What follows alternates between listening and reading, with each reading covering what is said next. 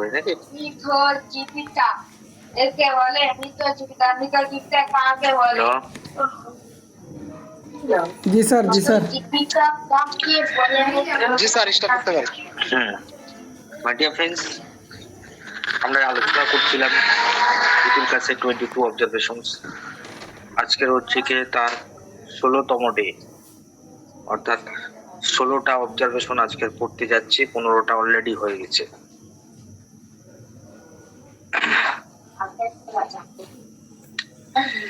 Sir আমাকে শোনা যাচ্ছে? অবজারভেশনের মধ্যে একটা গুরুত্বপূর্ণ ব্যাপার আমাদের লক্ষ্য করতে হবে। অ্যাকচুয়ালি ডক্টর বিটুল কাস খুবই সুন্দরভাবে এক্সপ্লেনেশন করেছেন যে কেমন ভাবে একটা রোগীদের দেখতে হবে, একটা সুস্পষ্ট গাইডেন্স, এবং এতটা সুস্পষ্ট ভাবে কোনো অবজারভেশনই নাই। তাহলে এই অবজারভেশন গুলোকে আমরা যদি না বুঝি এবং ক্লিনিক্যালি ভাবে যদি ঠিকঠাক মতো প্রয়োগ না করতে পারি, তাহলে সেক্ষেত্রে আমাদের সমস্যা হতে পারে। একটা মিনিট প্লিজ।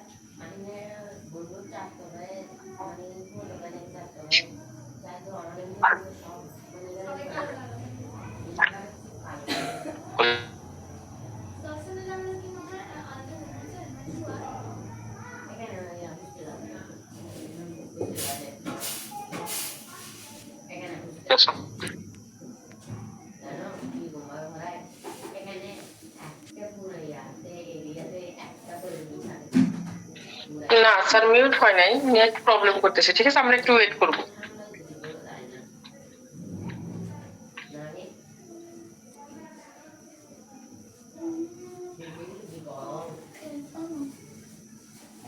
নামাজের টাইম হয়েছে ভাইয়া।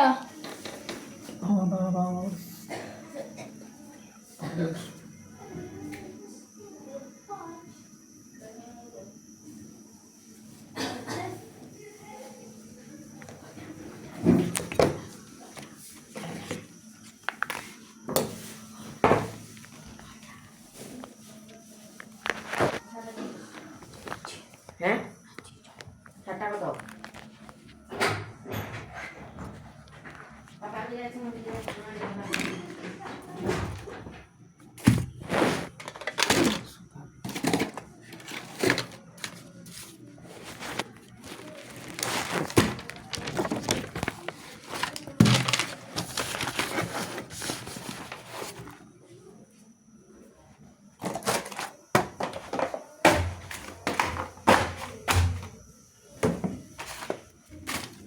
সরি, একটু সাউন্ড শোনা যায়নি, তাই তো? হ্যালো, হ্যাঁ, শোনা যাচ্ছিল না তখন। ওকে, ঠিক আছে। হচ্ছে ডক্টর বিটুল কাস অসংখ্য রোগী এবং তার পর্যবেক্ষণ থেকে তার অবজারভেশন লিখে গিয়েছেন। তো এই ক্ষেত্রে আমরা আজকে দেখবো যে একজন ডাক্তার কেমন ভাবে রোগী দেখবে। এই সমস্ত প্র্যাকটিক্যাল গাইডেন্স গুলো বেশিরভাগ সময় আমরা খুবই মিস করি, বিশেষ করে যারা ডে পার ডে প্র্যাকটিস করেন, তাদের জন্য এগুলো হচ্ছে অমূল্য রত্ন। হ্যাঁ, তো এগুলোকে যদি আমরা ঠিকঠাক মতো না বুঝি, আমাদের এমন কিছু সমস্যা হবে যেগুলোর সমাধান করা মুশকিল হবে। মেডিকায় আমি খুবই ভালো, হেপাটারিতে আমি খুবই ভালো, কিন্তু পেশেন্ট দেখতে গেলে ব্যর্থতা চলে আসতেছে। এই ব্যর্থতা অনেক সময় ফলো আপ নেওয়ার যে প্রসেস এবং যে টেকনিক আছে, সেই টেকনিক গুলোকে সুন্দরভাবে ফলো না করার ফলাফল, বা আমরা অতটা সচেতন নই ফলো আপ নিয়ে। সেই কারণের জন্য মেডিকাতে ভালো হওয়া সত্ত্বেও, রেপারিতে ভালো হওয়া সত্ত্বেও, হোমিওপ্যাথিক প্রিন্সিপাল গুলো জানা সত্ত্বেও আমরা অনেক সময় রোগী ফেল করতে পারি। আমরা অনেক সময় ঠিকঠাক মতো রিকগনাইজ করতে পারি না। আমরা অনেক সময় ফলো আপ দিয়ে বসি। আমরা অনেক সময় এমন কিছু ক্লু মিস করি, বা এমন কিছু প্রবলেম ক্লিনিক্যালি ক্ষেত্রে এসে যায়, এমন কিছু ভুল করি যে ভুলগুলোর মাসুল আমাদের পরবর্তীকালে দিতে হয়। একটা ভালো একটা সুন্দর কেস মাঝপথ থেকে প্রোগ্রেস করা বন্ধ করে দেয়। একটা সঠিক জাজমেন্ট বা ভুল মেডিসিনকে আমরা ডিটেক্ট করতে পারি না, খুব দ্রুত চেঞ্জ করতে পারি না, রুগীকে ওয়েট এন্ড ওয়াচের মধ্যে রাখি, তার মূল্যবান টাইমকে নষ্ট করি। পেশেন্ট আমাদের কাছ থেকে হতাশা হয়ে যায়, এই ডাক্তার কিছুই করতে পারে না, পেশেন্ট আমাদের কাছ থেকে চলে যায়, আমরা ফ্রাস্ট্রেশনের মধ্যে পড়ি। তার মধ্যে একটা গুরুত্বপূর্ণ ট্র্যাপ যেটা হচ্ছে যে অনেক ফিজিশিয়ান বুঝে না, যে সম্পর্কে ডক্টর হ্যানিম্যানও বলে গিয়েছেন আমাদেরকে, একটা গুরুত্বপূর্ণ ট্র্যাপ হচ্ছে পেশেন্টের ট্র্যাপ। মাই ডিয়ার ফ্রেন্ড, কোন রুগী যদি আমাদেরকে বলে যে মেডিসিন কাজ করছে, আবার কিছু রুগী এসে বলে মেডিসিন কাজ করছে না, ডাক্তার কি ওষুধ দিচ্ছেন, কিছুই হচ্ছে না, কোনো পরিবর্তন, কোনো চেঞ্জ না। পেশেন্টের এই কথাকে মেডিসিনাল এফেক্ট হিসাবে ধরে নেওয়া যাবে না। ভালো করে বুঝেন, পেশেন্টের কথাকে ফাইনাল যারা ভাবে, পেশেন্ট আসে বলছে ডাক্তার কি ওষুধ দিচ্ছেন, কিছু ভালো হচ্ছে না, বা আমার তো খুব দুর্দান্ত রেজাল্ট, ডাক্তার দারুণ কাজ করছে, আমি তো অনেক ভালো হচ্ছি, আগের তো অনেক বেটার লাগতেছে। পেশেন্টের এই স্টেটমেন্ট বা পেশেন্টের স্টেটমেন্টকে ফাইনাল ধরা যাবে না। এখানটায় হচ্ছে কি আপনাকে বুঝতে হবে, অর্থাৎ পেশেন্টের কথা, অর্থাৎ আমি কি বলতে পারি, পেশেন্টের কথাকে মেডিসিনাল এফেক্ট হিসেবে সমান যারা ভাবে, পেশেন্টের কথা বা তার রিয়াকশন বা ক্লিনিকে এসে যে সমস্ত কথাবার্তা আমাদেরকে বলে, পেশেন্টের কথা is not equal to medicinal effect.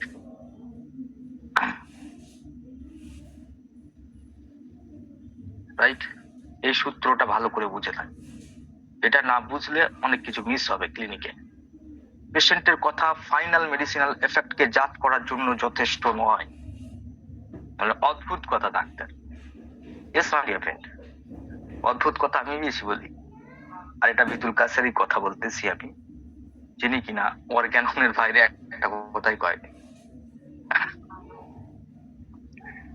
অর্থাৎ পেশেন্ট আপনাকে যা বললো সেটাকে আপনি যদি ফাইনাল মনে করেন, আপনি এখানটায় গোলক ধাঁধার মধ্যে পড়ে যাবেন।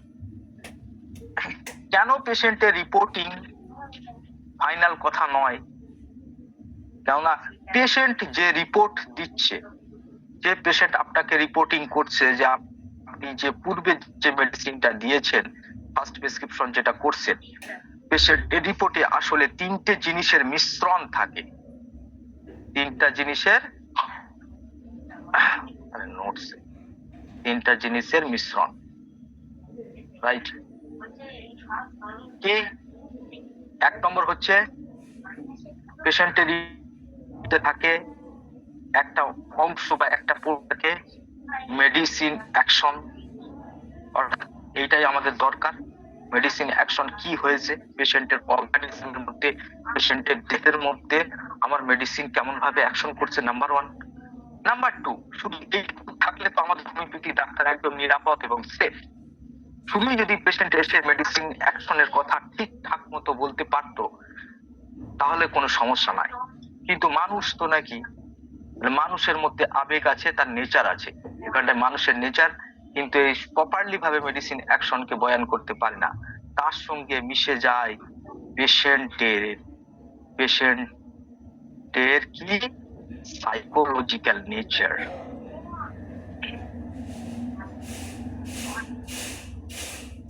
নেচারের বাইরে তো কোনো মানুষ নাই, তার একটা নিজস্ব স্বভাব আছে, নিজস্ব কিছু বৈশিষ্ট্য আছে, নিজস্ব কিছু বুঝ ক্ষমতা আছে, বা তার একটা স্বভাবগত বৈশিষ্ট্য আছে। তাহলে পেশেন্টের সাইকোলজিক্যাল নেচার বলতে এখানটায় মূলত দুইটা জিনিসকে বোঝানো হয়েছে।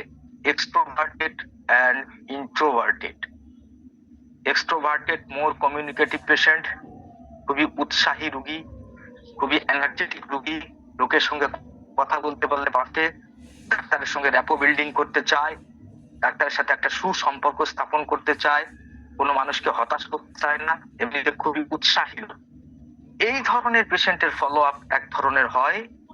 আর ইন্ট্রোভার্টেড যারা খুবই কম কথা বলে, খুবই কম সাজেশন মানে, আপনি যদি পেশেন্টকে যদি খুব যুক্তি তর্ক সহকারে অনেক কষ্টে বুঝাইবার চেষ্টা করেন যে ভাই এটা খুব একটা মিষ্টি নয় আবার খুব একটা টক নয়, তো সে আপনি এত কষ্ট করে বুঝাইতেছেন, সে বলে হ্যাঁ রফিক ভাই ব্যাপারটা আপনি বলছেন ঠিকই কথা, এটা অতটা মিষ্টিও নয় আর টকও নয়।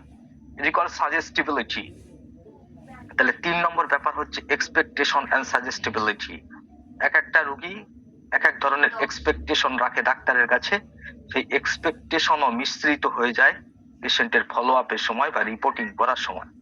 আর সাজেস্টিবিলিটি, রাইট?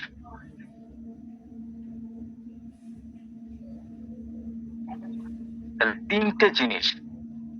এক নম্বর হচ্ছে সত্যিকারের মেডিসিন অ্যাকশন, এটা আমাদের দরকার, কিন্তু এর সাথে মিশতেছে পেশেন্টের নেচার, এক্সট্রোভার্টেড ইন্ট্রোভার্টেড। আর 3 নম্বর হচ্ছে এক্সপেকটেশন, রোগীর এক্সপেকটেশন এবং সাজেস্টিবিলিটি, সে কতটা সাজে তাকে আপনি কতটা অ্যাসিওর করতে পারেন, কতটা কি করতে পারেন সেটার উপরে ডিপেন্ড করে। মূলত দুইটা ভাগ, একটা অরিজিনাল মেডিসিনাল অ্যাকশন আর একটা হচ্ছে পেশেন্টের নেচার। মূল দুইটা ভাগ, তিনটে জিনিসের মধ্যে মেন দুইটা জিনিস। এখন যে ব্যক্তি মনে করে পেশেন্টের কথাই মানে মেডিসিনাল এফেক্ট, সে কিন্তু ভুল করবে। কেন? এটা ডক্টর হ্যানিম্যান আগেই সতর্ক করেছেন। ডক্টর হ্যানিম্যান কি বলেছেন যে একজন ফিজিশিয়ানকে কেমন হইতে হবে? ডক্টর হ্যানিম্যান বলেন ফিজিশিয়ান মাস্ট অবজার্ভ, পেশেন্টের কথা নয়, অবজার্ভ করার মতো গুণাবলী, পর্যবেক্ষণ করার মতো ক্ষমতা, সূক্ষ্ম সূক্ষ্ম পরিবর্তনকে নোটিশ করার মতো শক্তি তাকে রাখতে হবে, তার চোখ কান খোলা রাখতে হবে, তাকে জাজ করতে হবে অ্যাকচুয়ালি পেশেন্টের মধ্যে কি হচ্ছে, শুধু পেশেন্টের কথার দ্বারা নয়, not be deceived by word, শব্দের মধ্যে যেন ধোকা না খেয়ে যায়। এই জিনিসটা ভিতুল কাজ খুবই মাইন্ড করছেন এবং দুইটা অবজারভেশন আমাদেরকে দেখিয়ে গেছেন। 1 নম্বর 15 যেটা ইন্ট্রোভার্টেড, আমরা আগের দিনে আলোচনা করেছি, আজকে 16 যেটা এক্সট্রোভার্টেড পেশেন্ট। তাহলে ডক্টর হ্যানিম্যান বলতেছেন যে ফিজিশিয়ান মাস্ট বি অবজার্ভার, ফিজিশিয়ানকে অবশ্যই অবশ্যই অবজার্ভার হতে হবে, শব্দের মধ্যে ধোকা খেলে হবে না, তার ইন্টারনাল পরিস্থিতিকে জাজ করার মতো ক্ষমতা থাকতে হবে। শুধু পেশেন্টের কথার দ্বারা প্রভাবিত হলে হবে না যে পেশেন্ট যেটা বলতেছে সেটা ফাইনাল, সেরকম কিছুই না। তাহলে আমরা আগের দিনে একটু আলোচনা করেছি, আজকের প্রপার আলোচনাটা করে দিচ্ছি। এক্সট্রোভার্টেড পেশেন্ট, ডক্টর ভিতুল কাস বলেন যে এক্সট্রোভার্টেড পেশেন্ট যদি বলে without any other change improvement of some minor physical symptoms, minor symptoms এর মধ্যে যদি একটু ডেভেলপমেন্ট হয়, energetic level, mental emotional level এবং চিফ কমপ্লেন্স এর মধ্যে যদি কোনো পরিবর্তন না হয়, এবং পেশেন্ট যদি বলে একটু ভালো আছি বা সামান্য একটু কথা স্বীকার করে মাইন্ডটা বেশ আগের থেকে ফ্রেশ লাগতেছে, আচ্ছা মাথার যন্ত্রণাটা কেমন, একটু কম ডাক্তার মনে হইতেছে, আচ্ছা কানের রসটা কেমন, না আগের মতো আছে তো, তবে আমার মনে হচ্ছে যতটা গাঢ় বেরোতো এখন একটু পাতলা হয়েছে। এই সমস্ত কথা এক্সট্রোভার্টেড যারা কমিউনিকেটিভ, যেমন হচ্ছে ফসফরাস, যেমন হচ্ছে পালসেটিলা, এই সমস্ত মেডিসিনের ক্ষেত্রে এই সমস্ত ছোট ছোট কথার কোনো ভ্যালু নাই, জিরো ভ্যালু, কোনো কিছুই হয় নাই। প্লাসিবো এফেক্ট, ডাক্তার খুবই ভালো, হাজর ভালো, ওই জন্য রোগী মনের দিক থেকে একটু শান্তি পাইতেছে, জাস্ট প্লাসিবো এফেক্ট, রাইট? তাহলে এক্সট্রোভার্টেড পেশেন্টের সাইকোলজিক্যাল নেচারটা কেমন?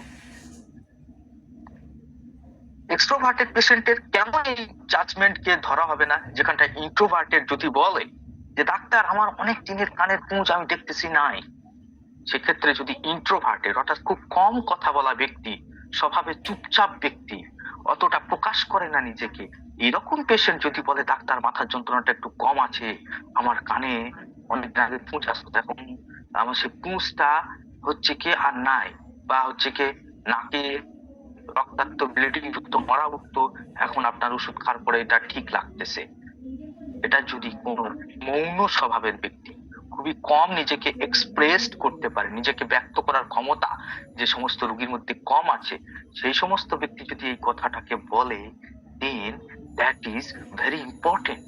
সেক্ষেত্রে আপনাকে অবশ্যই ওয়েট করতে হবে, অপেক্ষা করতে হবে, এক পদে দেখবেন আরো প্রোগ্রেস। আর যদি দেখে রিল্যাক্স কন্ডিশন হচ্ছে, তার মানে পার্সিয়াল রেমেডি ছিল। সো এক্সট্রোভার্টেড পেশেন্ট হচ্ছে কি কেমন টাইপের, এরা ইমোশনালি এক্সপ্রেসিভ, এরা খুবই এক্সপ্রেসিভ নেচার, নিজেকে ব্যক্ত করতে ভালোবাসে, এক্সপ্রেসিভ, বা যারা খুবই এক্সাগারেটেড করে। দ্বিতীয় নম্বর হচ্ছে এনথুয়াস্টিক, খুবই এনথুসিয়াস্টিক, এরা খুবই উৎসাহী টাইপের লোক থাকে, এবং ফসফরাস যেমন হচ্ছে ল্যাকেসিস, অপটিমিস্টিক টাইপের মেজাজ যাদের, খুবই পজিটিভ নেচার, অপটিমিস্টিক। আপনার মনটা, আপনি এত কষ্ট করে রেপার্টারি করছেন, রোগীর প্রশ্ন উত্তর করছেন, এগুলা দেখা সে ভাবছে যে কেন বলবো যে একদম কিছু হয় নাই, মনে হচ্ছে ওইটা একটু ভালো হয়েছে, ডাক্তারের মনটা খারাপ হয়ে যাবে। যারা ডাক্তারের সঙ্গে কথা বলতে ভালোবাসে, হ্যাঁ, যারা কথাবাজ, ক্লাসিটি টাইপের পেশেন্ট, হ্যাঁ, ডাক্তারের সঙ্গে একটু কথা বলতে ভালো লাগে, গেঁজাইতেছে বসে বসে, হ্যাঁ, কথা বলতে ভালোবাসে, এরকম নেচার এক্সট্রোভার্টেড পেশেন্টদের নেচার এগুলা। যারা সাজেশনে, যারা অ্যাটেনশন পেলে খুবই খুশি হয়, তাদের অ্যাটেনশন সিক করার কিছু কিছু কিছু মেন্টালিটি যুক্ত পেশেন্ট আছে, তারা ডাক্তারের অ্যাটেনশন সিক করার চেষ্টা করে, এর জন্য ডাক্তারের চোখে একটু ভালো হওয়ার চেষ্টা করে, কিন্তু এগুলোর মধ্যে কোনো ধরনের পরিবর্তন আসে না, এগুলো সবই প্লাসিবো এফেক্ট। বা যারা সাজেশনে দ্রুত রিয়েক্ট হয়, আচ্ছা দেখেন তো আপনার মাথা ব্যথাটা আগের মতো আছে কিনা, হ্যাঁ ডাক্তার মনে হচ্ছে একটু কম, সাজেশনে দ্রুত রিয়াক্ট করে, হ্যাঁ, সাজেশনে রিয়াক্ট করে দ্রুত, এরকম পেশেন্টরা যদি মাইনর সিমটমসে ইমপ্রুভমেন্ট বলে, তাদের যদি মেন্টাল এবং ইমোশনাল লেভেলে কোনো পরিবর্তন না হয়, তাদের যদি এনার্জি লেভেলে কোনো উন্নতি না হয়, তাদের চিফ কমপ্লেন্সে যদি কোনো উন্নতি না হয়, আর এই সমস্ত ছোটখাটো পরিবর্তনের কথা যদি বলে, আর সব জায়গায় সম্ভবত হ্যাঁ মনে হচ্ছে, এই সমস্ত শব্দ যদি লাগায়, দেন রেমেডি হচ্ছে কি, রেমেডি হচ্ছে রং। তাহলে অ্যাকশন কিসের হচ্ছে, রোগী যে স্বীকার করতেছে মানসিক উন্নতি হয়েছে বলে আমরা লাফালাফি করতে, হ্যাঁ একটু মনটা ভালো লাগতেছে, হ্যাঁ, তো এগুলা সবই প্ল্যাসিবো এফেক্ট, কিছুই না, কোনো কিছু হয় না, মেডিসিনে কোনো রিয়াকশন দেখায় না, রাইট?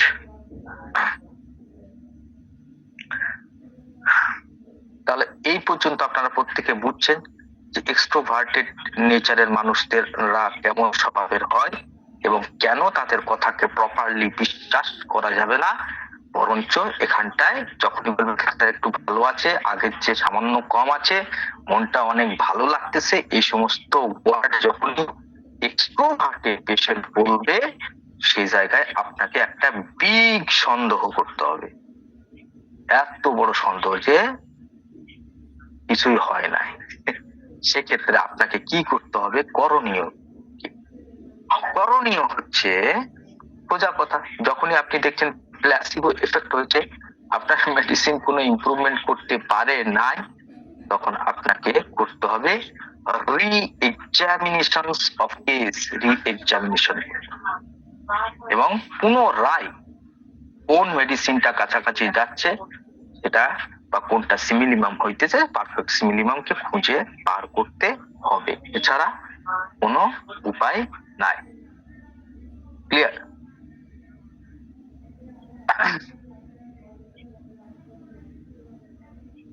রাইট?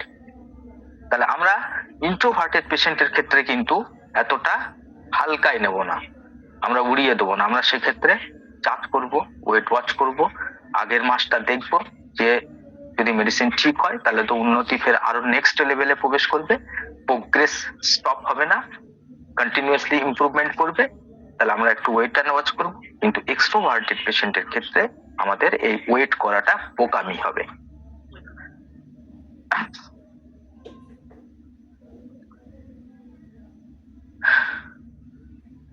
এইবারে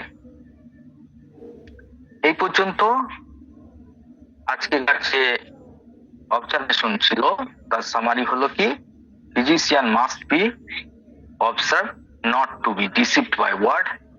এক্সট্রোভার্টেড হলে একটু ভালোর কথা যদি বলে তাহলে আমাদের সন্দেহ করতে হবে, ইন্ট্রোভার্টেড যদি বলে একটু ভালো তাহলে আমাদেরকে বিশ্বাস করতে হবে। এটাই হচ্ছে আজকেকার মেন সামারি। এক্সট্রোভার্টেড এর কথা কেন বিশ্বাস করা যাবে না? বিকজ এক্সাজারেটেড ইমপ্রুভমেন্ট, তারা ইমপ্রুভমেন্টের কথাকে এক্সাজারেট করে বেশি বেশি করে অতিরঞ্জিত করে বর্ণনা করতে পারার চান্স আছে। কিন্তু ইন্ট্রোভার্টেড আবার অন্য নেচারের, তারা ইমপ্রুভমেন্টকে মিনিমাইজ করার চেষ্টায় থাকে। রাইট? এই দুইটা কারণে আমাদের প্রত্যেকের কথাকে হুবাহু নিলে হবে না ফলো আপের ক্ষেত্রে। সেক্ষেত্রে আমাদের মাঠে নেমে যাচ করতে হবে যে অ্যাকচুয়ালি কোথায় কি উন্নতি হয়েছে আর কোথায় হবে নাই।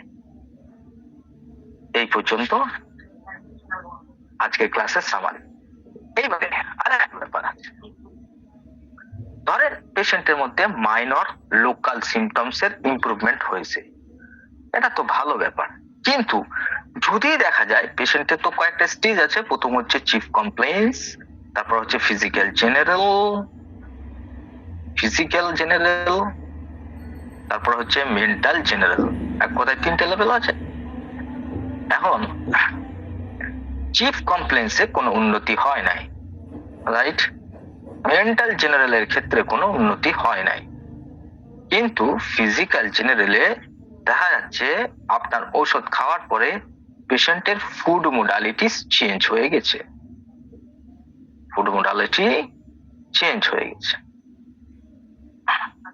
অথবা কোনো একটা লোকাল পোর্শনে, ধরেন খুবই হার্ড কনস্টিপেশন ছিল, সেখানটায় থেকে ডায়রিয়া ক্রিয়েট করতেছে, বা পেশেন্টের অ্যাপেটাইটটাই শুধু একটুখানি পরিবর্তন হয়ে গেছে পরিষ্কার ভাবে, বা পেশেন্টের শুধুমাত্র থার্স্ট, যে কোনো একটা থার্স্ট একটু উন্নতি হয়েছে। অর্থাৎ ফিজিক্যাল জেনারেলের মধ্যে যদি একটা পোর্শনে কোনো উন্নতি হয় আর অন্য পোর্শন গুলো যদি আনচেঞ্জড থাকে, তাহলে এটা ভালো ব্যাপার, মেডিসিন কাজ করছে না কাজ করছে না।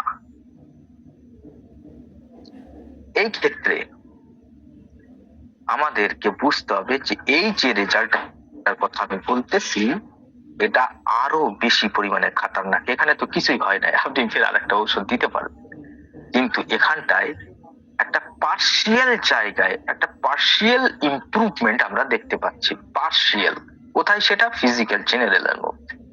মেন্টাল জেনারেল একই অবস্থা, রোগী আগের মতো ইরিটেবল, আগের মতো খিটখিটে, আগের মতো খালি ভয় পাইতেছে, তার ফিয়ার লেভেলে কোনো উন্নতি নাই, চিফ কমপ্লেন্স এর কোনো উন্নতি নাই, কানের পুঁজ বয়েই চলেছে, হাত পা মুখ সব ফুইলা যাইতেছে, এডেমা কন্টিনিউ আছে, এই সমস্ত কিছুই হয় নাই, শুধুমাত্র ফুড মোডালিটিস চেঞ্জ হয়ে গেছে, অথবা অ্যাপেটাইট চেঞ্জ হয়ে গেছে, অথবা শুধু থার্স্ট চেঞ্জ হয়ে গেছে। এরকম ফিজিক্যাল জেনারেলের একটা পার্শিয়াল জায়গায় যদি পার্শিয়াল ইমপ্রুভমেন্ট হয় বা চেঞ্জ হয়ে যায়, জিনিসটা আরো বেশি পরিমাণে সাংঘাতিক ব্যাপার। কেন? কারণ হচ্ছে মেডিসিনটা ছিল সুস্পষ্টভাবে পার্শিয়াল রেমেডি।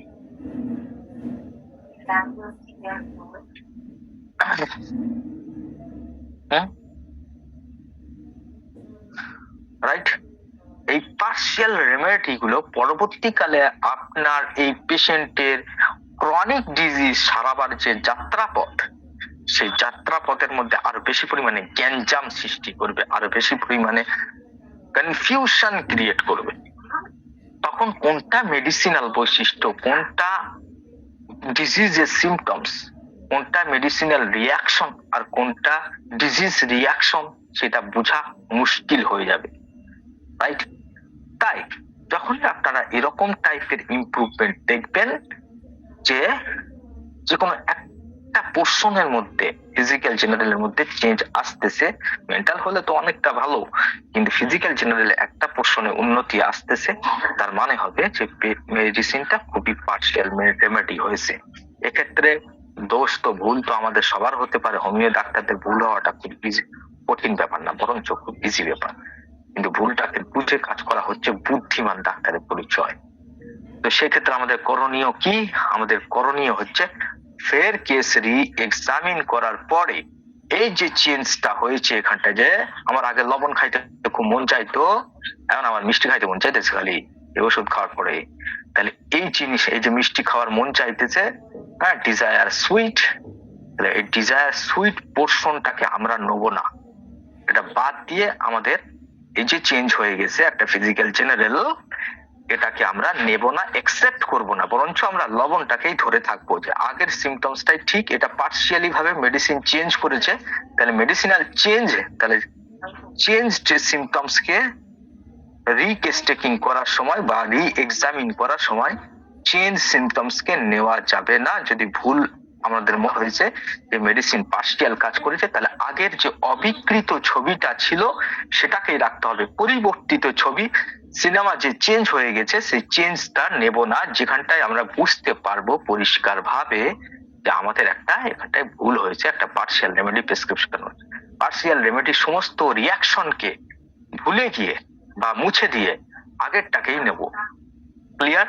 তাহলে যখন পার্শিয়াল রেমেডি প্রেসক্রিপশন হবে সেক্ষেত্রে একটা ব্যাপার মনে রাখবেন যে ভুল সবার হয়, পার্শিয়াল মেডিসিন যদি প্রেসক্রিপশন হয়েছে তাহলে পার্শিয়াল রেমেডির যে যে সিমটোলজির প্যাটার্নকে চেঞ্জ করেছে, চেঞ্জেস সিমটমস, সেই চেঞ্জেস সিমটমস কে আমরা রিকেস্টেকিং করার সময় বা আরেকটা ওষুধ নির্বাচন করার সময় এটাকে ধর্তব্যের মধ্যে নেব না, বরঞ্চ পূর্বের সিমটমস প্যাটার্ন যেটা আমার কেসটেকিং এর খাতায় লেখা ছিল সেটাকে আমরা গুরুত্ব দেবো, যেখানটায় অ্যাকচুয়ালি ডিজায়ার সুইট আমার ফসফরাস মেডিসিন দেওয়ার পরে, মানে লাইক এই সালফার দেওয়ার পরে ক্রিয়েট করছে, আর সালফার ছিল পার্শিয়াল রেমেডি, তাহলে সেক্ষেত্রে সুইট ডিজারটা অরিজিনাল সিমটমস নয়, এটা হচ্ছে সালফারের প্রয়োগের ফলে আসা একটা সিমটমস, তাহলে সেক্ষেত্রে আমরা এই পোর্শনটুকু বাদ দিয়ে বাকিটুকু অ্যাকসেপ্ট করব। এটাই হচ্ছে সূত্র বা নিয়ম। তাহলে আজকের আমরা শিখলাম, আজকে মেন সামারি যেটা, যে এক্সট্রোভার্টেড পেশেন্ট যদি বলে যে আমি একটু ভালো হয়েছি, মাইনর সিমটমসে ডেভেলপ হয়েছে, তাহলে সেটাকে সন্দেহ করতে হবে। কেন? কারণ এক্সট্রোভার্টেড পেশেন্ট এক্সাগারেটেড ইমপ্রুভমেন্ট, অর্থাৎ ইমপ্রুভমেন্টের কথাকে এক্সাগারেট করে। এটা হচ্ছে আজকে শিক্ষণীয় ব্যাপার। দ্বিতীয় নম্বর, পেশেন্টের ওয়ার্ড টু ওয়ার্ড ফলো করা যাবে না। ফিজিশিয়ানকে মাস্ট অবজার্ভ করতে হবে যে পেশেন্ট কেমন ধরনের নেচার যুক্ত ব্যক্তি, কেমন ধরনের মৌন স্বভাবের, নাকি না খুব বক বক করা পেশেন্ট, এটাকে ভালো করে বুঝে আমাকে সেই মতো নিতে হবে। হ্যাঁ, যদি সর্বক্ষেত্রে উন্নতি হয়, মেন্টাল সিমটমসে ভালো হয়েছে, ইমোশনাল লেভেল ভালো হয়েছে, পেশেন্ট আপনার সামনে খুব এনার্জেটিক ভাবে কথা বলতেছে, আগে মিনমিন করে কথা বলতো, এখন বেশ স্বাচ্ছন্দ্য লাগতেছে, বডির মধ্যে একটা এনার্জির ফ্লো হইতেছে, দেখলেই বোঝা যাইতেছে মানসিক সিমটমসে ইমপ্রুভমেন্ট হয়েছে, হ্যাঁ, বা হেরিংস ল ফলো করছে, পূর্বের কোনো সিমটমস রিটার্ন আসছে, হ্যাঁ, এইগুলা যদি বলে তাহলে সেখানে এক্সট্রোভার্টেড ইন্ট্রোভার্টেড বিচার নয়। যেখানটায় আমাদের রেজাল্ট এরকম কম্প্রোমাইজ অবস্থায় আসবে যে শুধুমাত্র মাইনর সিমটমসের ডেভেলপ হচ্ছে, এরকম কম্প্রোমাইজ সিচুয়েশনে আসবে, তখন আমরা পেশেন্টের নেচারকে বোঝার চেষ্টা করব যে এই পেশেন্টের নেচার কেমন, একটি মৌন স্বভাবের নাকি না খুব বকবক করা পেশেন্ট। ক্লিয়ার? সর্বক্ষেত্রে নয়, এটা হচ্ছে যখন আমাদের রেজাল্ট কম্প্রোমাইজ, আমরা আশান্বিত রেজাল্ট পাচ্ছি না, সেই ক্ষেত্রে আমাদের খুব সূক্ষ্ম জাজমেন্ট দিয়ে বিচার করতে হবে রেজাল্টকে, যে মেডিসিনাল অ্যাকশন প্রপারলি কেমন হয়েছে, রাইট? আর অন্য সমস্ত ক্ষেত্রে নয়। তাহলে এটাই হচ্ছে আজকের শিক্ষা, যে যখন আমাদের হালকা ফুলকা উন্নতি দেখা দেবে তখন এক্সট্রোভার্টেড আর ইন্ট্রোভার্টেড পেশেন্টকে আলাদা করে বুঝতে হবে। ইন্ট্রোভার্টেড পেশেন্ট হলে তার কথাকে বিশ্বাস করা যাবে, যে সে তো সহজে বলে না, দু চারটে উন্নতির কথা স্বীকার করছে মানে অনেক ব্যাপার, সত্যিকারের অর্থে মেডিসিন কাজ করেছে, এখানটায় কিছু চেঞ্জ করেছে। এটাই ছিল আজকের 16 নাম্বার অবজারভেশন। এইবারে আমি একটু রেস্ট করব, আপনাদের বলার পালা। থ্যাংক ইউ প্রত্যেককে। ধন্যবাদ, একটা বড় করে লিখে দিলাম। এখন 5 মিনিট আপনারা বলবেন আপনাদের মতামত, আপনাদের প্রশ্ন, আপনাদের ক্লাস সম্পর্কে অভিমত।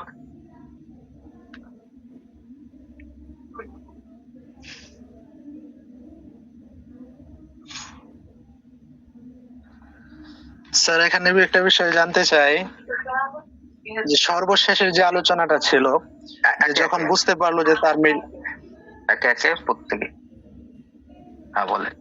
স্যার এবার বল। বলতেছিলাম যে যখন ডাক্তার যখন বুঝতে পারলো যে তার আগের পূর্বের প্রেসক্রিপশনটা ভুল ছিল, যার কারণে দুই একটা পরিবর্তন হয়েছে, তো সেক্ষেত্রে কি আবার সে কি ওষুধ প্রয়োগ করবে নাকি ওয়েট করবে? মানে ডাক্তার বুঝতে পেরেছে, মানে কি বুঝতে পেরেছে ডাক্তার, মানে অ্যাকচুয়ালি আপনার প্রশ্নটা কোথায়? স্যার আমার প্রশ্নটা হচ্ছে মানে সর্বশেষের যে আলোচনাটা হয়েছে, মানে ডাক্তার যে তাকে যে ওষুধটা দিয়েছিল এই ওষুধটা রং, যার কারণে তার দুই একটা সিমটমের পরিবর্তন হয়েছে, অন্য কোনো উন্নতি বা অবনতি নাই, পরিবর্তন হয়েছে। তো সেক্ষেত্রে এখন কি পুনরায় তাকে পূর্বের রোগলিপি দেখে ওষুধ দিবে নাকি ওয়েট করবে?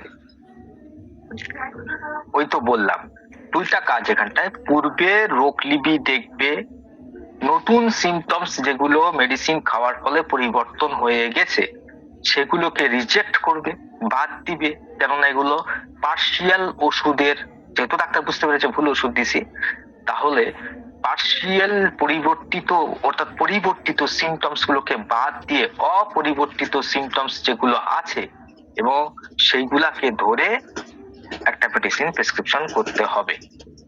ব্যাপারটা বোঝা গেছে?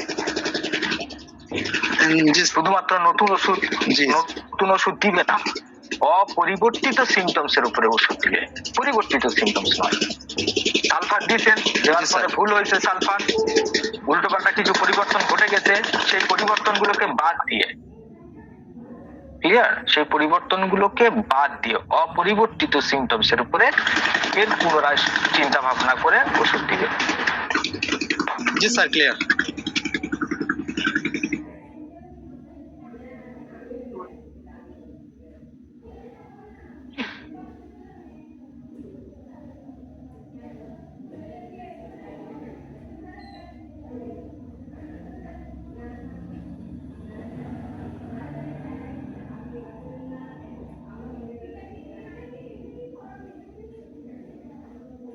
আচ্ছা, আর কারো কোনো প্রশ্ন আছে?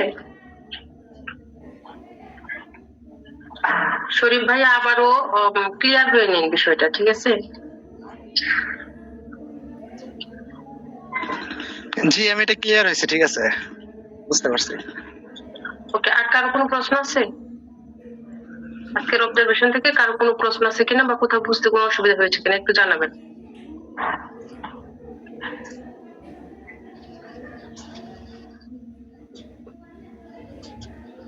এই শারমিন আপু আছেন? শারমিন আপু কি আছেন নাকি?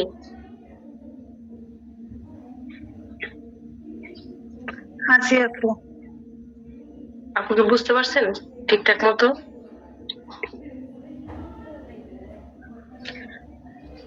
হ্যাঁ বুঝতে পারছি, কিছু আবার বুঝতেও পারি নাই, মানে সমস্যা করতেছিল নেটের, তো এই জন্য কথাগুলো। ও আচ্ছা, কোনো প্রশ্ন থাকলে করবেন, ঠিক আছে? না ওইটা বুঝতে পারি না দেখে প্রশ্নটা করতেছে না। আচ্ছা আচ্ছা, এটা রেকর্ডিংটা থাকবে তো, আবার দেখবেন, কোথাও প্রবলেম হলে পরে জিজ্ঞাসা করতে পারবেন। আচ্ছা, আর কার কোনো প্রশ্ন আছে? আচ্ছা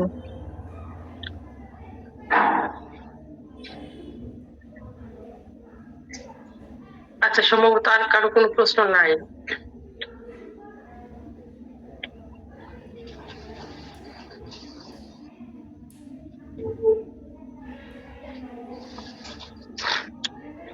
তাহলে যদি কারো কোনো প্রশ্ন না থাকে এবং অভিমত যদি না থাকে, তাহলে আজকে আমরা ক্লাসটাকে এখানে সমাপ্ত করব। তার আগে একটা গুরুত্বপূর্ণ কথা বলে নিই, সেটা হচ্ছে আপনাদের জন্য একটা সুসংবাদ আছে। সুসংবাদ হচ্ছে আমরা মেটেরিয়ামে ডিকা অনেকভাবে পড়াশোনা করি, অনেকভাবে বোঝার চেষ্টা করি। কেউ কিনোটস এর উপরে বেশি চাপ দেন, কেউ মেন্টাল সিমটমস এর উপরে বেশি চাপ দেন, কেউ শুধুমাত্র কয়েকটা সেন্টেন্স, আচ্ছা পালসেটিলার কি কি লক্ষণ থাকতে আমরা পালসেটিলার প্রেসক্রিপশন করতে পারি, এক কথায় বলেন, দুই কথায় বলেন, এরকম টাইপের আমরা মেট্রিয়া মেডিকেল লেকচার শুনতে খুবই ভালোবাসি। কিন্তু মেট্রিয়া মেডিকা পড়ার কয়েকটা স্টাইল আছে, কয়েক ধরনের পড়ার প্রক্রিয়াও আছে, এবং এক একটা লেখক এক এক রকম ভাবে তাদের মেট্রিয়া মেডিকাকে উপস্থাপনা করেছেন। যেমন ডক্টর বোরিক্স ক্লিনিক্যাল সিমটমস এর উপরে বেশি প্রেসার দিয়ে তার মেট্রিয়া মেডিকা লিখছে। আবার যদি আমরা দেখি যে ডক্টর কেন্ট বা ডক্টর বিতুল কাস এরা মেন্টাল এসেন্স এর উপরে বেশি নানান স্টাইলে, ডক্টর অ্যালিন্স অ্যাকিউট সিচুয়েশন তার সাথে হালকা করে ক্রনিক, সেখানটায় মেন হচ্ছে কিনোটের উপর ফোকাস করে মেট্রিয়া মেডিকা লিখেছে।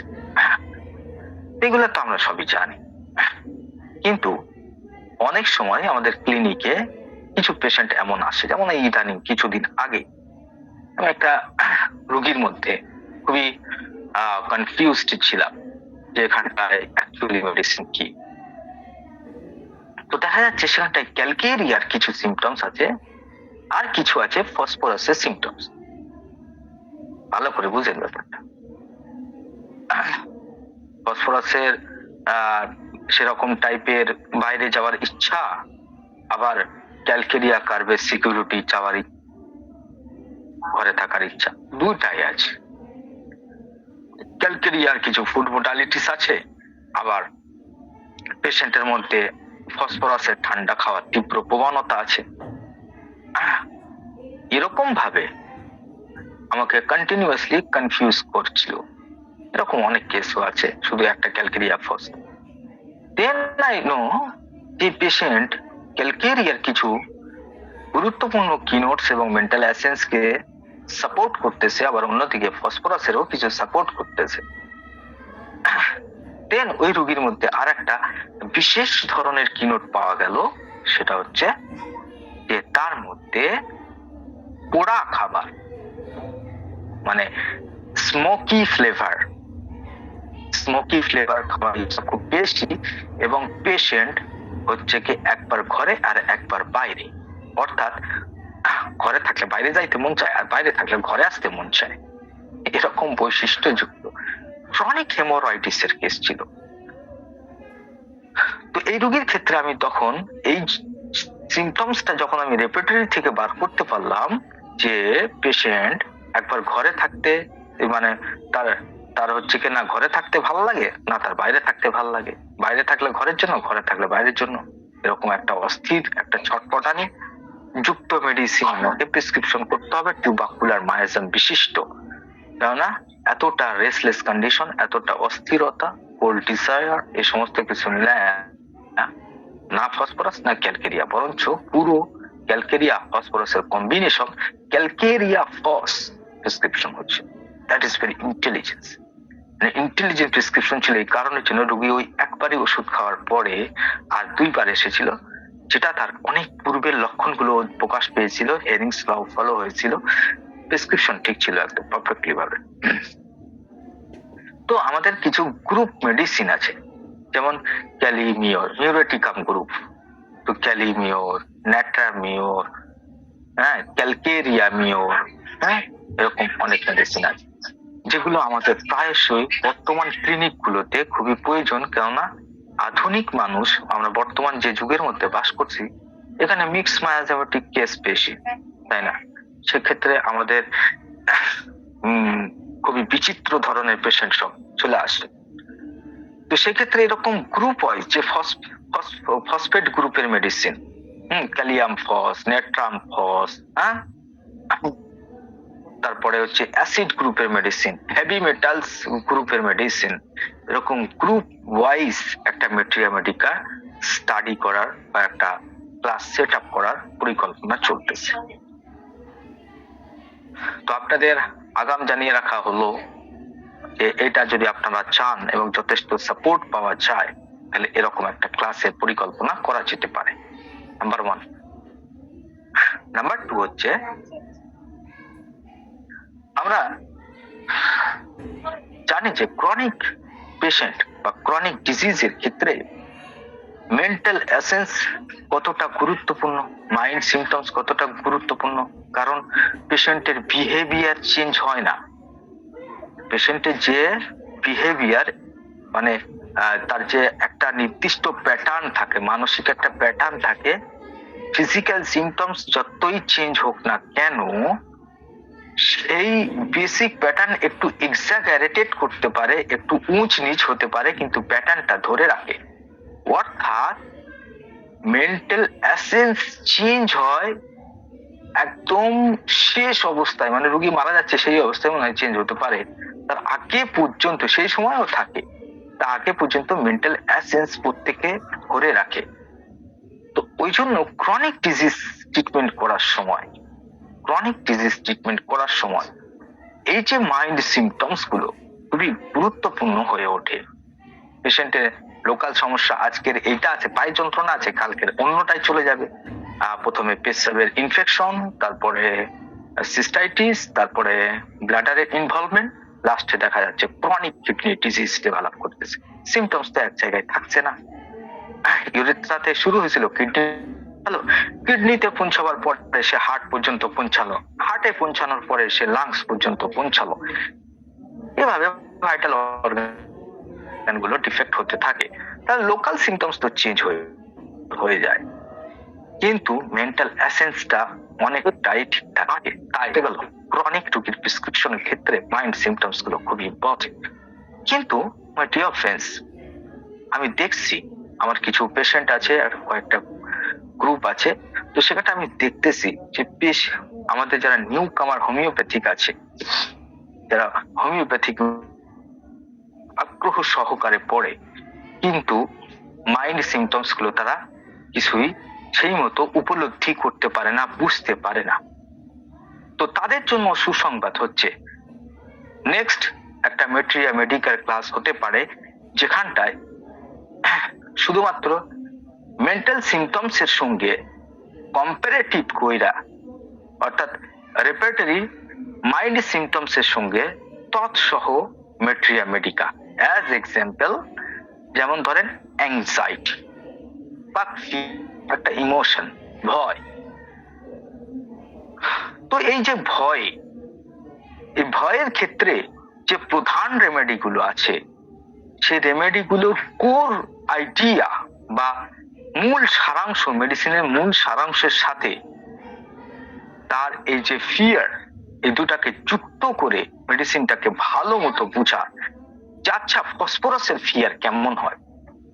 আচ্ছা, ক্যালকেরিয়াও তো খুবই ফাট্টু রেমেডি। সব থেকে রেমেডির মধ্যে যদি সবথেকে বেশি ভয় পাই সব জিনিসে, ক্যালকেরিয়া কার ফার্স্টে আসে।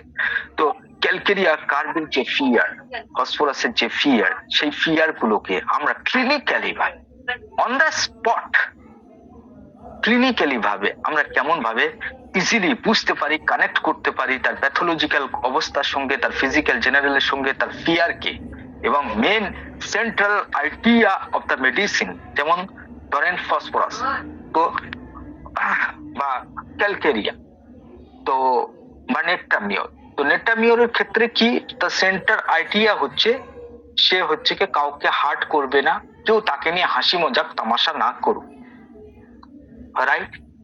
অর্থাৎ emotionally vulnerability, that is the main centre of natrum mur. সেই কারণে সে গার্ড দেয়, সে লোকের সঙ্গে মিশতে চায় না, নিজেকে একাকী একটা ঘেরার মধ্যে বন্দি রাখে, কেউ তার সঙ্গে হাসি তামাশা মজাক বেশি করলে সেগুলোকে রেসপন্স করে না, ডিউটির ক্ষেত্রে শুধুমাত্র ডিউটিটুকু কইরা বাড়ি চলে যায়, এক্সট্রা কোনো কথাবার্তা নাই ভাই। That is natrum mur personality. নেট্টামিওরের যে কি কোর, সেই কোরটা বুঝতে হবে ফার্স্টে। এইবারে নেট্টামিওরের যদি নির্দিষ্ট ফিয়ার থাকে, সেই ফিয়ারের সঙ্গে সেটাকে অ্যাসোসিয়েটেড করে বোঝা, এটা হচ্ছে এক ধরনের কানেকশন ক্রিয়েট করা মেডিসিনের। আমরা মেডিসিন গুলোকে পড়ি, এক একটা আলাদা আলাদা সিমটমস অনুযায়ী মুখস্থ রাখার চেষ্টা করি, কিন্তু মেট্রিয়া মেডিকা কখনো মুখস্থ করার বিষয় নয়। এটা যত তাড়াতাড়ি যে উপলব্ধি করতে পারবে মেট্রিয়া মেডিকার ক্ষেত্রে, তার অভাবনীয় উন্নতি হবে। মেটেরিয়া মেডিকা হচ্ছে বুঝার জিনিস। যেমন আমি আমার ভাইকে বুঝি সে কখন কেমন কিভাবে আচরণ করবে, আমি আমার বাবাকে বুঝি যে আমার বাপ কেমন টাইপের মেন্টালিটি, কখন কি করতে পারে, কোন সিচুয়েশনে কিরকম রিয়াকশন দেবে, সেটা আমার জানা আছে। দেন আমার বাপকে বুঝতে গিয়ে আমাকে কোনো বই পড়তে হয় না।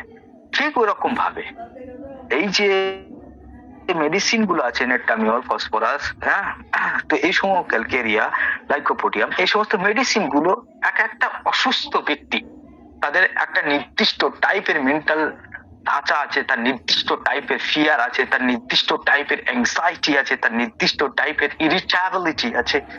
তো এই ইরিটেবল মেডিসিন, নেট্টামিওরের ইরিটেবিলিটি আর সিপিআর ইরিটেবিলিটির মধ্যে পার্থক্য।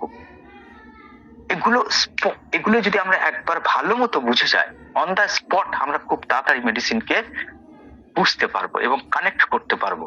তখন 2-3টে পয়েন্ট কানেক্টেড হয়ে গেলে দেখবেন প্যাথোলজিও ম্যাচ করতেছে, ফিজিক্যাল জেনারেলও ম্যাচ করতেছে, সল্ট ডিজায়ারও ম্যাচ করতেছে, প্যাথোলজিও ম্যাচ করছে, মায়াজমও ম্যাচ করছে। সবকিছু যখন ম্যাচড হয়ে যাবে তখনই সেটা হচ্ছে রোগীর সত্যিকারের সিমিলিমাম মেডিসিন, যেটা একজন ডাক্তার বলেছিল, ডক্টর কিন সম্ভবত, যে যখন তুমি একটা কেসে একটা মেডিসিন কতটা ফিট কি আনফিট জাজ করবে, তখন তুমি ভাববে যেন তোমার পুরানো পায়ের জুতা যেন খুঁজে পাইছো। একটা পায়ের জুতা কত হারিয়ে গেছিল আর পায়ে দেখছেন একদম ফিট। এরকম মেডিসিন গুলোকে রোগীর সঙ্গে একদম ফিট এরকম ভাবে বসাইতে হয় যে একটা পোর্শন ম্যাচ করছে আর একটা পোর্শন ম্যাচ করছে না, দেন এটা পার্শিয়াল রেমেডি হতে পারে।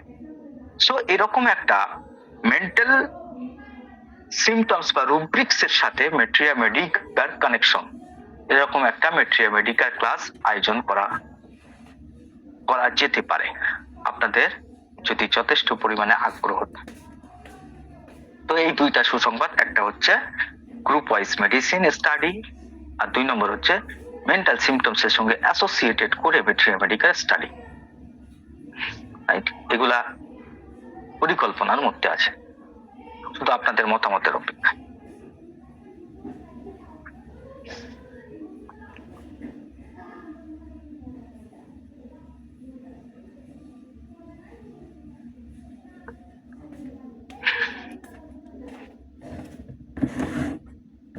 ওকে, থ্যাংক ইউ, থ্যাংক ইউ। এবং সব থেকে বড় কথা আমার হচ্ছে, একটা বিষয় কথা আছে স্যার, বলতে পারি? হ্যাঁ শারমিন, 1 মিনিট আপা। এবারে সেই ক্লাসের মধ্যে যে রুলস এবং রেগুলেশন থাকবে সেগুলো কিন্তু খুবই হার্ড। নাম্বার 1 হচ্ছে হ্যান্ড নোট প্রোভাইড করা হবে, খুব বিস্তৃত আকারে নয়। প্রত্যেকটা মেডিসিনকে বুঝতে গেলে মাত্র 6টা থেকে 7টা পয়েন্ট লাগে, রাইট? 7 থেকে 8টা পয়েন্ট যদি ভালো করে বুঝে নেওয়া যায় তো সেই মেডিসিন গুলোকে খুব সহজে আয়ত্ত করা যায়। গ্যাদারিং করা সিমটমস, যে ডান দিকে সিমটম বাম দিকে যাচ্ছে, মাথা যন্ত্রণা বাম দিক থেকে গিয়ে পিছন দিকে চলে গেল, এত কেউ কিছু মনে রাখতে পারে না। আর ওগুলো অতটা ক্লিনিক্যালি রেপার্টরি আছে, তার জন্য ক্লিনিক্যালি হেল্পফুল। তো রেগুলেশন খুবই হার্ড থাকবে, হ্যান্ড নোট প্রদান করা হবে, পার ডে হোমওয়ার্ক দেওয়া হবে এবং বাকায়দা সুন্দরভাবে হোমওয়ার্ক চেক করা হবে এবং কোর্স শেষে পরীক্ষা হবে এবং পরীক্ষার পরে তারপরে আপনারা বুঝতে পারবেন যে এই মেডিসিন গুলোর মালিক হয়ে গেছে, মাস্টার হয়ে গেছে। তো হ্যাঁ, এবার আপনি বলেন কি বলছিলেন।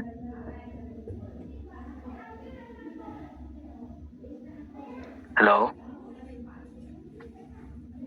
বলছিলাম স্যার ভালো প্রস্তাব, কিন্তু এই সঙ্গে তো কেস টেকিং যেটা, সেটা তো জানা দরকার, তাহলে না আমরা এইভাবে মনে রাখতে পারবো। আমার যেটা মনে হয়েছে সেটাই বললাম, এটা যদি দেখতেন, আমরা তো নতুন, কেস টেকিং এ তো অনেক ভুল থাকে, যেমন রেপার্টরিতে যেভাবে রুব্রিক গুলো দেওয়া হচ্ছে করছে, কিন্তু একটা যখন পূর্ণাঙ্গ ভাবে কেস আসতেছে তখন তো অনেক কিছু ছুটে যাচ্ছে, ভুল হচ্ছে। এই যে মেটারিমেডিকে এইভাবে যে পড়ানো হবে, তাহলে এইটার সাথে যদি যুক্ত থাকতো তাহলে আরো ভালো হতো। ওকে, ভেরি গুড কোশ্চেন। কিন্তু আপনার সুবিধার জন্য আমি আপনাকে বলে রাখি, অলরেডি আমাদের মনে হয় 22টা থেকে 23টা ক্লাস আছে শুধুমাত্র কেস টেকিং এর উপরে, তাও আবার সেগুলো ছিল একদম ফ্রি অফ কস্ট, রাইট? আমরা শুরুই করেছিলাম কেস টেকিং থেকে। আমরা জানি যে প্র্যাকটিক্যাল অ্যাপ্রোচে সবার আগে লাগে কেস টেকিং। 1 নম্বর কথা ক্লিয়ার। 2 নাম্বার ব্যাপার হচ্ছে, আমার sir doctor Sushil Dubey, MD of homeopathic on repertory, আমার মাস্টার একটা কথা বলতেন যে আমাদের ব্রেন, আমাদের মন যে পর্যন্ত পৌঁছায়, আমাদের ব্রেন যেটা দেখায় আমরা সেটাই দেখি, আমাদের মন যেটা কল্পনা করে সেটাই সেই পর্যন্তই আমরা পৌঁছতে পারি, তার বাইরে আমরা পারি না। তো এই কথাটার গভীর তাৎপর্য আছে যে আমাদের ব্রেন যেটা দেখে আমাদের চোখ সেটাকেই ফলো করে, রাইট? ব্রেনের ক্ষমতার উপরে আমাদের ভিশন, আমাদের চোখ নির্ভর করে। যেমন ধরেন আমার ব্রেনের মধ্যে অন্য একটা প্রশ্ন চলতেছে, আর আমি বাইকের চাবিটা খুঁজতেছি এখানটায়, আর আমি শুধু বিরক্ত হইতেছি, পাইতেছি না, কিন্তু জিনিসটা চোখের সামনেই আছে। তাহলে চোখটা শুধু খোলা থাকতেই যে আপনি দেখতে পাবেন, অ্যাকচুয়ালি তা নয়। ব্রেনকে গাইড করতে হবে, তাই না? আমার মন তো অন্য জায়গায়, আমি তখন অন্য একটা প্রশ্ন মনে ধরতে নিয়ে দৌড়াদৌড়ি করতেছি যে আচ্ছা এই ব্যাপারটা কেমন ভাবে সলভ হতে পারে, আর সামনে চাবি আছে খালি খুঁজতেছি। দেখা যাচ্ছে চোখ থাকাটা যথেষ্ট নয়, ব্রেনে সেই পর্যন্ত পৌঁছানোর ক্ষমতা থাকতে হবে। তো কথা হচ্ছে এটাই যে মেট্রিয়া মেডিকা স্টাডি করার সময়, এবার আপনার উত্তরটা শোনাই। মেট্রিয়া মেডিকা স্টাডি করার সময় আমরা যদি জানি যে আচ্ছা নেট্রামিওরের কোন সিমটমস গুলো কেমন ভাবে থাকে, বা মাইন্ড সিমটমস গুলো কেমন ভাবে থাকে, বা তার অ্যাংজাইটি লেভেল কেমন থাকে, তার ফিয়ার স্টেজ কেমন থাকে, তার লোকজনের সঙ্গে সোশ্যাল সামাজিকতার ক্ষেত্রে সে কেমন আচরণ করে, এগুলা যদি আমার জানা থাকে, তবেই না আমি রোগীকে প্রশ্ন করতে পারবো, একটা সঠিক প্রশ্ন করতে পারবো, ঠিক কিনা বলে? মেট্রিয়া মেডিকা কিছুই জানে না, সে কেস টেকিং কি করবে? আপনি কি খেয়েছিলেন, কখন খেয়েছিলেন, এগুলোর মধ্যেই তো সীমাবদ্ধ থাকবে, ঠিক কিনা? অর্থাৎ আমাদের ব্রেন যদি আগে থেকেই জানে, মেট্রিয়া মেডিকা স্টাডি করার একটা গুণাগুণ এটাও যে আপনি মেট্রিয়া মেডিকা স্টাডি করতে করতে কেস টেকিং শিখবেন, আবার কেস টেকিং করতে করতে মেট্রিয়া মেডিকা শিখবেন, রেপার্টারি করতে করতে কেস টেকিং শিখবেন, রেপার্টারি আবার কেস টেকিং করতে করতে আপনি রেপার্টারি শিখবেন। একটা বুঝছেন না? রেপার্টারি যে সমস্ত রুব্রিক্স গুলো আমরা এই পর্যন্ত স্টাডি করছি, সেগুলা থেকে হঠাৎ করে আপনার মনের মধ্যে প্রশ্ন আসবে, আচ্ছা এই রুগী এত বেশি ছটফট করে, বাইরেও থাকতে চায় না, ঘরেও থাকতে চায় না, তাহলে ফুড মোডালিটিস এর মধ্যে যদি, আমি তো পড়েছি ক্যালকেরিয়া ফস, যে এরকম অস্থির টাইপের বান্দা হয়, তাহলে ক্যালকেরিয়া ফস যেহেতু টিউবারকুলার মেডিসিন, তাহলে টিউবারকুলার মেডিসিন গুলোর মধ্যে একটা প্রচন্ড ঠান্ডা জিনিস খাওয়ার একটা ব্যাপার স্যাপার থাকে। যেমন ফসফরাস খুব ঠান্ডা পছন্দ করে, টিউবারকুলার মেডিসিনও খুব ঠান্ডা পছন্দ করে, ক্যালকেরিয়া ফসও তাহলে খুব ঠান্ডা পছন্দ করতে পারে, রাইট? তাহলে আমি একটা প্রশ্ন করি রুগীকে, আচ্ছা আপনার ঠান্ডা কেমন লাগে বলেন তো? হঠাৎ করে দেখবেন যে আপনি সঠিক প্রশ্নটাই করতে পেরেছে। দেখছেন মেটেরিয়া মেডিকা কেমন ভাবে আপনাকে হেল্প করতে পারে? একটা সঠিক প্রশ্ন। আমি জানি যে লাইকোপোডিয়ামে খুবই ইজি স্যাটাইটি হয়, রাইট?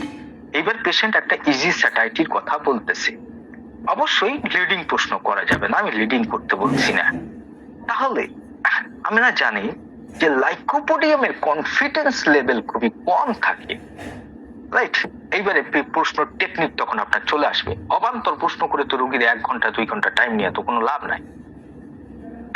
তাহলে এবারে আপনার মনে হইব, আচ্ছা এর কনফিডেন্স লেভেলটা একটু চেক করি তো, আচ্ছা এর পাবলিকের সামনে গেলে কি অবস্থা হয় সেই সম্পর্কে একটা বর্ণনা নেওয়ার চেষ্টা করি তো, আচ্ছা নতুন যদি কোনো কাজ তাকে দেওয়া যায়, তার নতুন চাকরি, নতুন ইন্টারভিউ, এই সমস্ত ক্ষেত্রে গেলে পেশেন্টের রেসপন্স কেমন হয় এই ফিল্ডটা একটু জাজ করে দেখি তো। দেখছেন কেস টেকিং এর গাইডিং পাচ্ছেন না মেটেরিয়া মেডিকা থেকে? পাচ্ছেন না?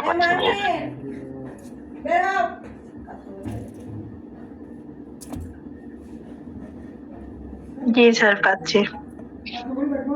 সো আমাদের রেপার্টরি, আমাদের মেটেরিয়াল প্রশ্ন তো আপনাকে এমন করতে হবে যেন সেটা মেডিকার মধ্যে থাকে, তার বাইরে প্রশ্ন করে তো কোনো লাভ নাই। আপনি তো সেটা তো কোনো মেডিসিনাল গাইড করবে না আপনাকে, বাইরে প্রশ্ন করে কোনো লাভ আছে বলেন? আপনার প্রশ্ন তো মেডিকার মধ্যে থাকতে হবে, অর্থাৎ রেপার্টরির রুব্রিক্স এর মধ্যে তো থাকতে হবে আপনার প্রশ্নটাকে, ঠিক কিনা বলেন?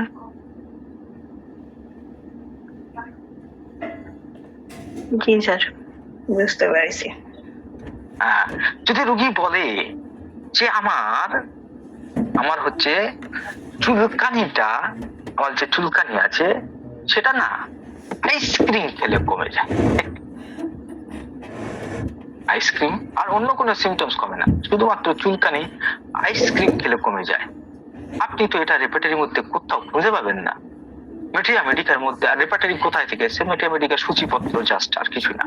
তো মেডিকার মধ্যে নাই, তো এই সিমটমস নিয়ে তো আপনার কোনো লাভ নাই। আপনাদের কাছে অসংখ্য পেশেন্ট আসবে, এমন কিছু সিমটমস দিবে যেগুলা আপনি রেপার্টরির মধ্যে খুঁজে পাইবেন না, এবং মেডিকার মধ্যেও সম্ভবত আপনি খুঁজে পাবেন। তো সেই সিমটমস গুলো আমাদের কোনো দরকার নাই।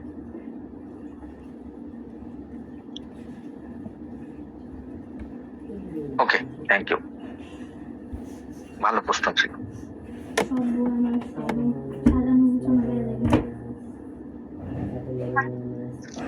তাহলে আজকের ক্লাস এই পর্যন্তই। সাথে থাকার জন্য প্রত্যেককে আমি আন্তরিকভাবে ধন্যবাদ এবং অভিনন্দন জ্ঞাপন করছি, এবং আজকের ক্লাস এখানেই সমাপ্ত। প্রত্যেকেই সুস্থ থাকবেন, ভালো থাকবেন এবং দোয়া করবেন। আসসালামু আলাইকুম।